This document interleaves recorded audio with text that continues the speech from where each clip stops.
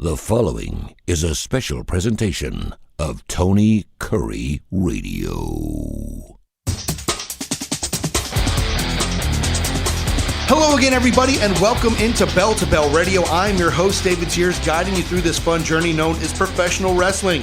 Let's start out with some wrestling news and rumors. According to WKRD Wrestling, Friday Night SmackDown was changed throughout the day, leaving many frustrated. Sean Ross Sapp of Fightful said that SmackDown got Vince tonight and a lot of changes occurred. Also, this past week's Wrestling Observer newsletter notes that CM Punk's shot at the Young Bucks during his return promo on AEW Collision was not known ahead of time by both sides. Now again, Punk's promo was reported to be completely off the cuff. Nothing was off limits. He was able to talk about it except for what occurred at Brawl Out. Now, there has been some speculation that Punk's counterfeit Bucks line was the start of an angle, but according to the Wrestling Observer newsletter, no angle was agreed to at the time Punk delivered that line. The Wrestling Observer also says WWE plans to continue using more major stars on NXT to increase the show's ratings, just like what happened with Seth Rollins this past Tuesday. Ronda Rousey has been talked about as one of those major stars, which could possibly involve defending the tag titles with Shayna Baszler. Now, also, we're hearing from Pro Wrestling Insider that Logan Paul was always planned for the men's Money in the Bank ladder match, and his inclusion is not a recent change. Insider also hasn't heard about definitive plans for the winner of the men's ladder match, but there are certainly people pushing for it to be the LA Knight breakthrough moment. Fightful Select says Bryan Danielson is banged up. His only match since the end of his feud with MJF was Double or Nothing's Anarchy in the Arena, where the site says there were some limited spots in that bout due to whatever Danielson is dealing with. We actually found out what he's been dealing with during the post-media scrum of Forbidden Door, and we will get into that a little later. Now, some more rumors for you. Boozer Wrestling is saying that a big meeting in WWE is taking place at some point today about creative for SummerSlam and Survivor Series plans. They also say NXT is being pushed strongly right now, and we could once again see a 3-brand Survivor Series. Another Boozer Wrestling update has Carmelo Hayes making his Raw debut match tonight against a big main event talent. Also, Kurt Angle said on the Kurt Angle Show podcast that Randy Orton is recovered from back surgery and he thinks he's going to come back pretty damn soon. Pro Wrestling Insider warns that anything can change at any time, especially with Vince McMahon back around. But on the women's end, we have consistently heard without fail that Io Sky has been and remains the front runner for the briefcase this year. Also from Pro Wrestling Insider, WWE sources indicate that there are many in the company who believe Drew McIntyre will be back in the mix by the UK Tour and Money in the Bank. Drew did appear at the Special Olympics as a Special Olympic ambassador in Germany. WWE did reference him on television, so apparently there is still goodwill there. And finally, for your final rumor, the Wrestling Observer says FTR is not part of the equation when it comes to any issues with CM Punk and people being kept apart in AEW. They note that FTR actually went out of their way late to clear the air and have no working issues with each other. Now some wrestling news that's a little scary. The wrestler known as Ryback has a stalker situation and it is not going away. During a recently held live stream by Ryback, things were kicked up a notch when his stalker Chase called in. Per Ringside News, Ryback tweeted out this. This is why I went ahead and contacted the FBI. This is disgusting. Elon Musk, Lindy ACC at Twitter support, that you're willingly allowing behavior like this to 1, be allowed, and 2, not doing anything about it. What kind of world are we living in where you willingly ignore this from someone who has a 12-year history of crazy behaviors toward me? 7 years of wrongfully restricting and suppressing my account and now letting death threats slide, along with making account after account to harass. Everyone, please like and share this. It's a very serious situation and this is unacceptable. A few days after Ryback sent that tweet, Chase the Stalker called into Ryback's live stream and he had a lot to say. Ryback wasn't backing down as the two stood toe-to-toe with his stalker. He even challenged Chase to an MMA fight. Ryback's stalker also threatened his mother and dogs' lives. This was not a situation that he takes lightly at all. Chase said that this is not a joke to me, and then he made reference to a mutual friend he might have with Ryback, but he didn't drop a name. The rant continued as Ryback tried to get 2 words in sideways, but Chase continued to carry on with his angry call. Ryback tried to wrap things up as well, but Chase wasn't having any of it. bleep you, go to the Las Vegas police or whatever you go to, because I swear to God, I will see you when I see you. Chase continued the whole time. Ryback just let his stalker talk. Ryback tried to tell Chase that all of these threats will only hurt him in the end. Then Chase promised that if he goes to prison that he will take you out of this world. They were serious threats of physical violence, as he promised to hurt you when I see you. This was a promise, but Ryback replied, when you see me, I'll see you.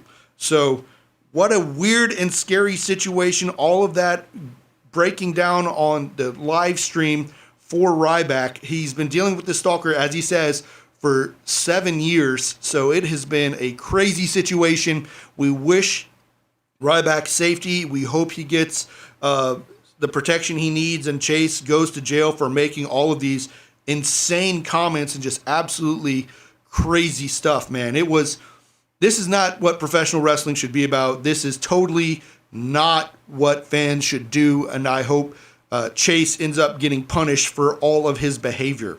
Now let's review some of the shows that have occurred this past week. Starting Friday night in SmackDown, they were in the Cajun Dome, and they opened the show with the Usos officially saying they are out of the Bloodlines and that they are not going to be a part of the Bloodline.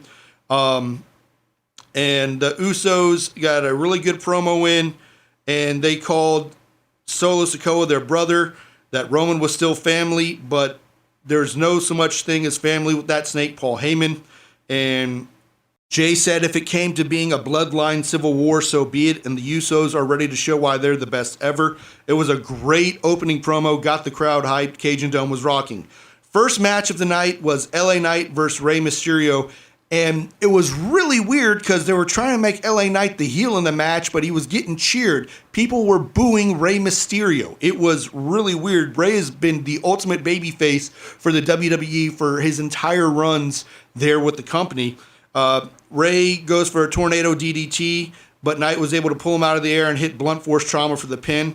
After the match, Knight starts to go after the mask of Rey Mysterio, but Santos Escobar makes the save.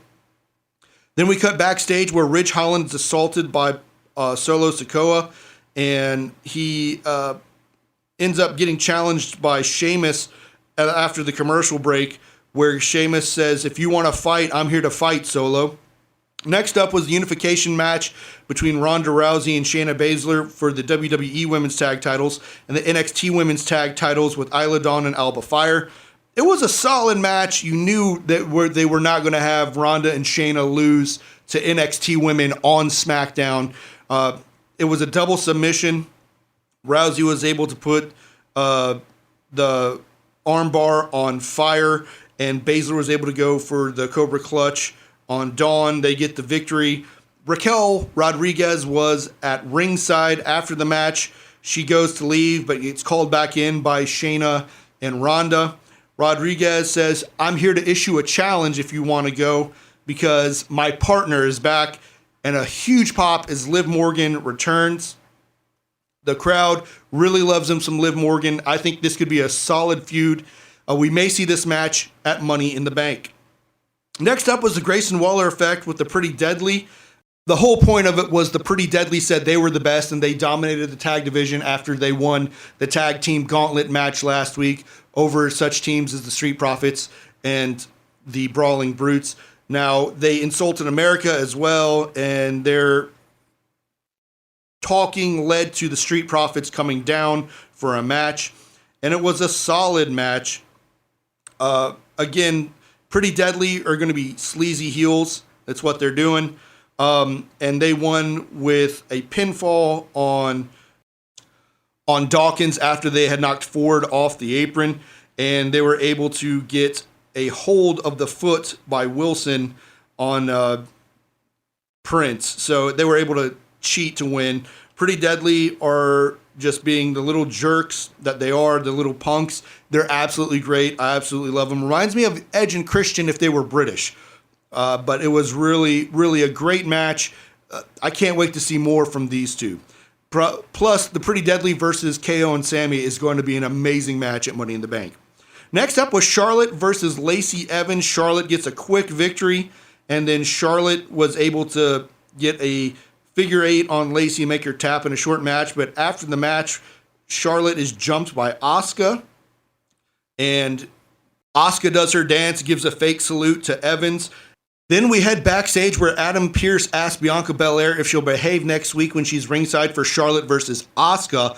Belair says she'll defend herself if someone comes after her, which is why Adam Pearce then says he is barring her from ringside. Bianca is not pleased with the news and storms out of the office. Next, we get a promo about how the Roman Reigns return will be next week on SmackDown. And then we get to the main event with Paul Heyman and Solo Sikoa versus Sheamus. Sheamus is by himself, Ridge Holland out in the back. No real explanation about what Butch is doing. I guess he's still focused on Money in the Bank. But a solid match where it ends in ref stoppage because Solo basically pulls a new MAGA and just keeps beating Sheamus within an inch of his life. He puts Sheamus through the barricade with one of his hip attacks. Sheamus was just unable to defend himself. After the match, Solo decides he's going to keep beating up on Sheamus. And finally, the Usos come down and make the save. They get a few super kicks to Solo Sikoa. Then they do a Superfly splash as Heyman calls Roman to end the show. Solid SmackDown. They're building well as they head towards Money in the Bank. Next Friday night, they will be in London. Of course, that episode will be tape delayed since it will be taped in London's evening and our afternoon. Next up was AEW Rampage, that Friday night show. Really solid show. They were in Chicago before they headed to Canada for their weekend. The first match of the night was Chaos, represented by Chuck Taylor, Yo, Trent Beretta, and Rocky Romero, versus the United Empire of Will Ospreay, Kyle Fletcher, and Jeff Cobb, along with Swerve Strickland. The heels get the victory for the match. It was a great win for the heels. They look strong throughout there.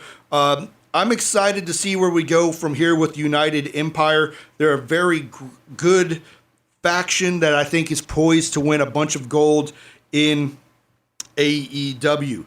Next up, after we had that match, New Japan, not AEW. What the heck am I talking about?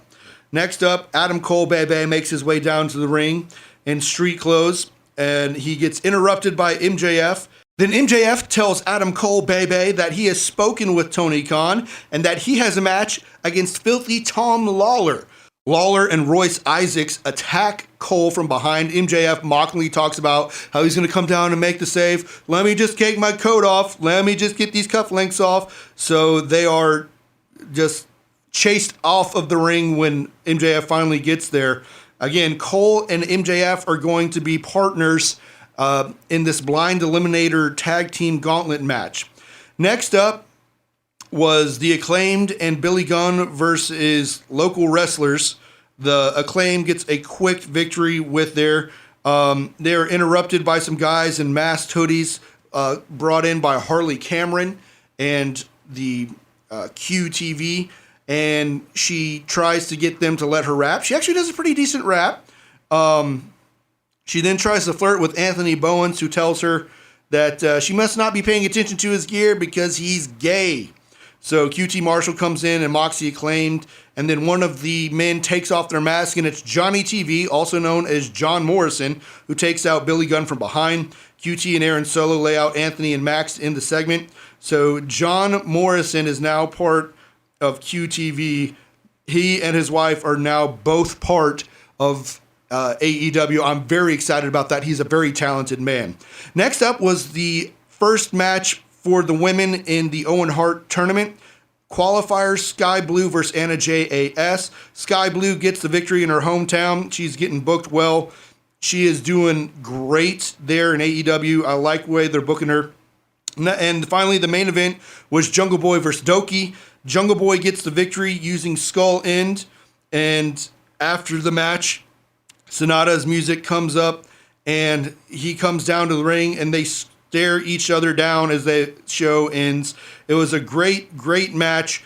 Actually loved Jungle Boy. Doki, again, he's an underling. He's one of the boss's henchmen. He's not going to get the victory over Jungle Boy, the number one contender for Sonata, heading into Forbidden Door. Next up was the Go Home show for Forbidden Door with CM Punk and FTR, along with the one and only Ricky Starks cutting a promo to open up the show, followed by Bullet Club Gold and the Gun Club responding to it. It was a solid promo. They said they're ready. It's going to be good. Tony Schiavone opens us up in the ring where he says he's going to introduce Sting and Darby Allin so they can name their partner for Chris Jericho versus Minoru Suzuki and Sammy Guevara. But Jericho and Minoru Suzuki cut him off. Jericho demands to know who the partner will be or else he's going to hit Tony Schiavone with the bat. So he then gets Sting's music. They come out and they introduce Tetsuya Naito, the leader of Los Ingobernables de Japón. So that was pretty much expected that he was going to be there. He hadn't been announced for the card. It was amazing to see his reaction. I love Naito. He is an amazing wrestler. Then we got a promo from Miro, and he renounces God and his wife because he's ready to hurt people. Follow that up with probably what I would say was the match of the night, Swerve Strickland versus Tanahashi. Tanahashi gets the victory. After the match, MJF cuts a promo on the screen, not actually coming down because he's saying he wants to stay out of Canada as much as possible. And he promises to do painful things to Tanahashi. Next up was Andrade El Idolo versus Brody King. A very solid match that ends in DQ because Buddy Matthews runs in to attack Andrade. Andrade has no friends, which is really weird because, you know, he's working with Los Facción Ingobernables. So you'd figure they'd show up and help him. House of Black beat down Andrade, and then Malachi shows up on the screen as Julia Hart steals the mask of the one and only Andrade El Idolo. Next up, we get a promo from Christian Cage and Luchasaurus. Mainly Christian doing the talking. Runs down the city of Toronto. And he then says there will be no more open challenges for the TNT Championship. Luchasaurus said nothing, but he does carry Christian around on his shoulders after the promo. I did not know this, but according to Roderick Strong, he was trained by Jim Neidhart. We found that out during an Owen Hart Foundation tournament promo where all the people were introduced. Next up was Willow Nightingale versus Nyla Rose for the Women's Owen Hart Foundation tournament match. Big win there with the powerbomb on Nyla Rose for Willow Nightingale. Post-match, the Outcasts come down to attack Willow, but they're prevented by Sky Blue, who makes the save with the chair. Then we get a promo from Scorpio Sky as he gets ready that his success will no longer control him. He was the first face of the Revolution and two-time TNT champion. Now you'll find out who he really is. Powerhouse Hobbs gets a squash over Jeremy Prophet.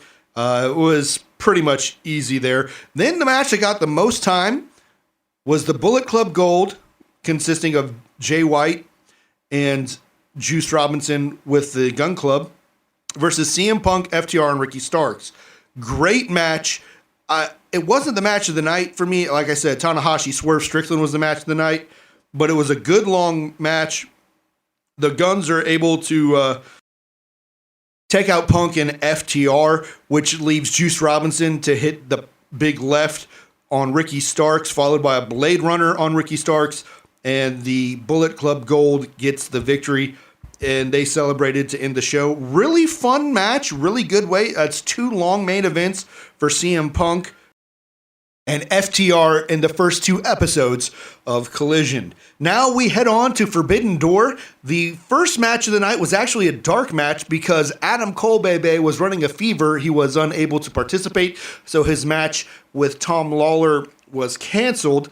So a dark match was Tom Lawler with Royce Isaacs versus Serpentico with Luther. Tom Lawler gets the victory.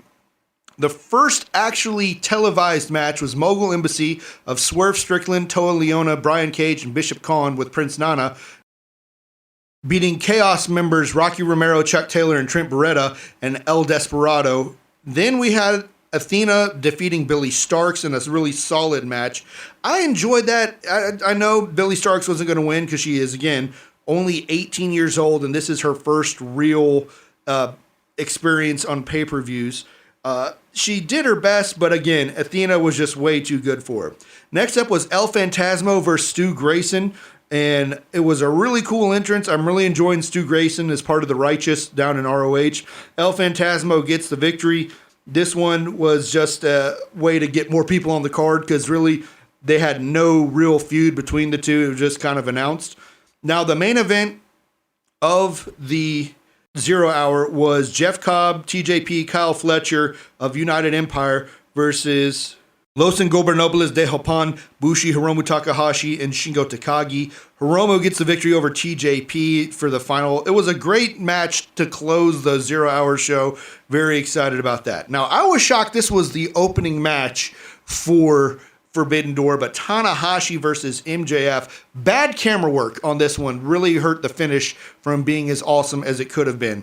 MJF was able to beat Tanahashi after he tried to bring in the title, the refs taking the title out. We didn't see it, but it was referenced by the TV crew that MJF put on the diamond ring, so he's able to punch Tanahashi with it, gets the victory. It was an okay opener.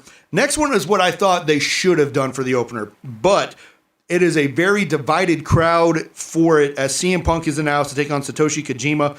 Punk was coming out to a very mixed reaction. I'd say 60-40 were against him and 40 were for him.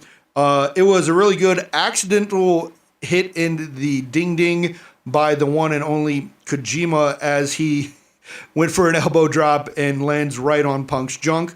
Punk was playing the heel. He was totally fine with being the heel. He hits the GTS to get the victory over Kojima and advance in the Owen Hart Foundation Memorial Tournament. Next up was an amazing match. Orange Cassidy versus Zack Sabre Jr. versus Katsuyori Shibata and Daniel Garcia. Absolute craziness there. They all put on a great match, and it came down to a mousetrap put on Sabre. It's countered into a double arm trap with a save being made. Sable pulls Cassidy back into the hold, and then Shibata makes a save. And then Garcia pile drives Zack Sabre Jr., but as he sits up from it, Shibata hits the PK on Garcia, but Orange Cassidy shoves Shibata out of the ring, and he gets the pinfall to retain 1, 2, 3. Then after the match, all three champions, that would be Katsuyori Shibata, the ROH Pure Champion, Zack Sabre Jr., the New Japan TV Champion, and the International Champion of AEW, Orange Cassidy, all hold their belts up against each other, possibly saying that we're not done with these three taking on each other. I would be down for a Shibata as your international champion. I think it's going to be fun, so we shall see where we go from there. Next up was the IWGP World Title with Sonata versus Jungle Boy. Jungle Boy was accompanied by Hook, Sonata accompanied by Doki, and it was a really solid match. You never really felt that Jungle Boy was going to win the match. I don't understand why he was selected. I know Tony was trying to put one of the four pillars in there, but it was a little craziness and a little bit of a problem.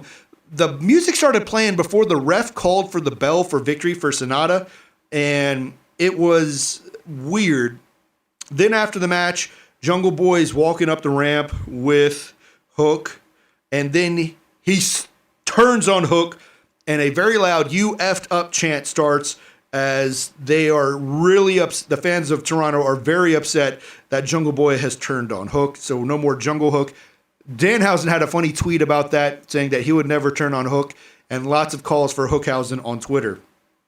Next up was the brawl between Blackpool Combat Club of Claudio Castagnoli, Yuta Wheeler, and John Moxley, with Konosuke Takeshita, Shota Umino versus Hangman and the Bucks, Tomohiro Ishii and Eddie Kingston. It was a very fun match. It was actually really well controlled. It was pretty good. You figured that either Kingston or Yuta was going to take the fall in this match, and it was Yuta who took a buckshot lariat and then another lariat from Ishii and then a brainbuster from Ishii who gets the pinfall. It was great. There was a lot of fun with this match. I think it was good. Eddie Kingston is definitely the story here because he saved Moxley in the middle of the match, and then Mox turned on Eddie and they started beating each other up. After the match, Eddie Kingston has nothing to do with his partners, and he yells at the Bucks, but he walks off with Ishii. Next up, we get the AEW Women's Title, Toni Storm versus Willow Nightingale. The Outcasts were there at the start of the match, but they got thrown out when they threw in a spray paint can to Tony Storm. The ref saw that, ejected them. Come back to ejections in a later match. It was pretty good. Tony Storm gets the victory. I didn't really think Willow Nightingale would get the victory, but she put up a great fight. Storm Zero by Tony Storm to get the title retention. After the match, we get the return of Ruby Soho and Saraya as they celebrate with them. So we may get Storm versus Jamie Hayter at All In if Hayter has recovered by then, but we shall see. Next up, to me, is 1B match of the night. I know a lot of people say it was the match of the night. Kenny Omega versus Will Ospreay for the IWGP US title. It was a great match. We had blade jobs by both Omega and Ospreay. Lots of times where the match could have gone either way. You would have bought any finisher. Callis getting involved to continue his story against Kenny Omega. Screwdriver being involved again as Will Ospreay was put in position for the Fallen Angel, and he stabs Kenny in the head with it. Then Ospreay puts Kenny in the One-Winged Angel and only got a 1 count, so that was interesting. Solid match. And we finally get, I think, about 40 minutes worth of wrestling between them. It was amazing. If you're a fan of wrestling, you will have enjoyed this. There was psychology to it. There was a lot to it. Really enjoyed. Then the cool-down match before the main event of Okada versus Bryan Danielson was Sting, Darby Allin, Tetsuya Naito versus Chris Jericho, Minoru Suzuki, and Sammy Guevara. Really good match for what it was because it was just a chill match. It was what you kind of expected just to give them some breathing room. Sting's team gets the victory. Jericho in the post-media scrum crashed it, saying he wants Sting and Allin. So he and Sammy will be taking on Sting and Darby Allin on Wednesday night's Dynamite. Then the main event, which I think was an amazing main event, especially when you learn that Bryan Danielson broke his arm through the middle of the match and kept going with a broken arm.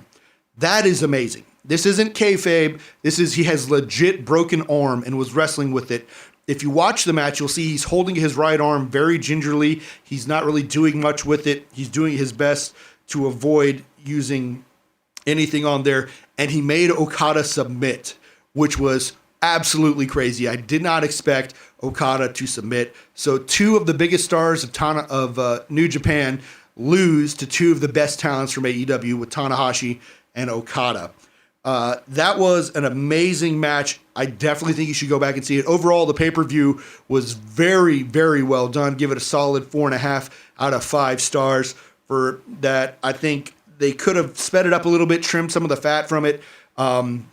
Again, when you get an AEW pay-per-view, you totally expect it to go close to midnight Eastern. So it's just the way it is. After the match, we had the media scrum, or after the pay-per-view, we had the media scrum, and Cole had a temperature that was pretty high. They sent him home. They didn't want to get everybody else sick, especially with the tour of Canada coming up. They believe it is the flu. They don't think it's COVID, but they sent him home, and hopefully he'll recover. They did not have CM Punk in the media scrum, and I think that was a wise move, as you never know what you're going to get. We also had Punk saying that he was going to be a Collision guy during his Dynamite appearance. A lot of people thought that was interesting. Then we also had some other fun notes that Chris Hero was backstage at Forbidden Door. He is doing a little coaching. He posted a photo of himself with NJPW announcer Chris Charlton. He's been working as a producer the past few weeks there. That's pretty cool. On the AEW social media, Renee Paquette tried to get a word with Jungle Boy Jack Perry after he attacked Hook, but Perry said he would explain himself on Dynamite. And then we also found out that Fuego del Sol is leaving AEW, and he will be on Sammy Guevara's vlog, where he will announce and say goodbye. Also, we had just a little concern of Kenny Omega because he took quite the beating. He actually was doing okay. He will possibly be x-rayed because he was dropped right on his head. It looked very scary during the match, but he seems to be doing okay. Hopefully this means nothing wrong with him, and he'll be able to continue because neck injuries take forever to recover from. And finally, I recently have just finished both of Hollywood Hulk Hogan's books. The first one was called Hollywood Hulk Hogan. It was officially sanctioned by the WWE, so it's a very clean history of his life in wrestling. There's one or two uses of the F word. One was about a rib that was worked on him when he thought he was going to have to perform some gay sex acts on Pat Patterson in the locker room for his first real wrestling match. Now, the second one I think is infinitely better. It is more about what went on outside of the ring, and that's why it is called Hulk Hogan, My Life Outside the Ring. It gets into details about his divorce, about Hogan Knows Best, about his son Nick and the car wreck that severely injured one of their good friends, his steroid use, his affairs. This is before the Bubba the Love Sponge stuff came out and the N-word where he ended up taking down Gawker with after the private tape was released. So I think if you're going to have to read one of the two, definitely read My Life Outside the Ring. It's not as wrestling involved as Hollywood Hulk Hogan is by the WWE. That one was released in November of 2002. My Life Outside the Ring was released in October of 2009. They're both really good reads. I highly suggest reading them. But again, if you're only going to read one, do My Life Outside of the Ring. I think it's infinitely better and more raw, more honest. He talks about his steroid use, and you don't get that in the WWE. He talks about the steroid trial, which you don't get in the WWE Hollywood Hulk Hogan book. So I think if you want the better book, take the one, My Life Outside of the Ring. If you want to, you can follow me on Twitter at DavidSears75. You can also follow Tony Curry Radio at Tony Curry Radio on Twitter. You can follow me on Instagram at DavidSears1982. Follow Tony Curry Radio on Instagram at Tony Curry Radio. You will listen to this podcast now, but if you want to listen to it as it debuts, it's Monday through Friday at 8 a.m. Central Time on Tony Curry Radio. You can download that app. It is available in the Apple Store as the TKR app, on the Android store as the Tony Curry Radio app. I highly suggest you get those. We've got a lot of great programming. We have a ton of great shows, a lot of fun talk for you to listen to, as well as great classic rock music. So, my name is David Sears. I hope you've enjoyed this. I must bid you adieu and wish you to have a nice day. This has been a special presentation of Tony Curry Radio.